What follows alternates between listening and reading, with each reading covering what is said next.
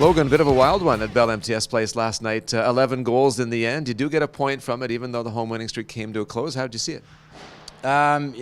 Obviously, it is nice to get the point. I think we have to find a way to get that second one. It was nice. It was good for our team to be able to find a way to come back there in the third and get that tying goal. But we had a power play in overtime. We had chances. We just got to make sure that it's the same problem that we've had lately, and it's not putting the puck in the net. And I know we had 5 goals, but it's still, you have that opportunity in a power play in overtime. You have to make sure you capitalize on that.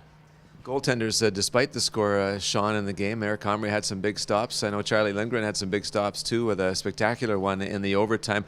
Are there times in games like that when the goalies are doing what they're doing where you just shake your head? Yeah, absolutely. I mean, both goalies are great goalies. I played with Lindgren last year as well, and I know he's a good goalie, good competitor, and the same as Comrie. They just compete, and they're going to compete right to the end, and that's what they both did last night.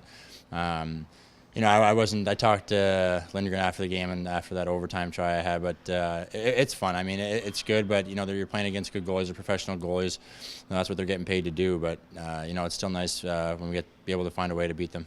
You made reference to the power play. Pascal Vincent, after the game and talking to the media, said if you break that game into 2 parts, the even strength part was good. The special teams part could use a little bit of work. You think that's a fair assessment?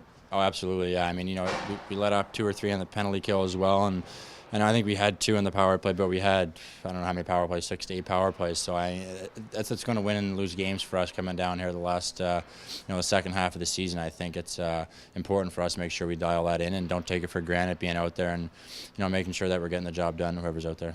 How are you feeling at this stage of the season about your game? You've had a chance now to settle in nicely, not only with the team, but here in the community. So I would imagine there's a comfort level. Yeah, absolutely. I feel like I still have another level in my game. Over the last couple of weeks, I feel like I wasn't, the best that I could be. But that's your game comes and goes, and I think it's up to me as a professional athlete to try to find and make sure that it's there every night.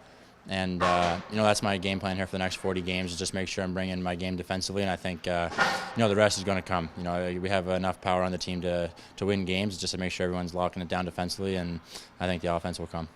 Only 2 regulation time losses in 7 games for this team coming out of the holiday break, and now Milwaukee comes to town, a divisional opponent. Are you excited about the matchup? Absolutely. I mean, it's nice for us to be home for this long and this good of a stretch, so I think we have to take advantage of that. They're traveling here today, I'm sure, and I think it's the first 10 minutes, first period tomorrow is going to be huge for us, and make sure we get it out on these 2 games here on the right foot.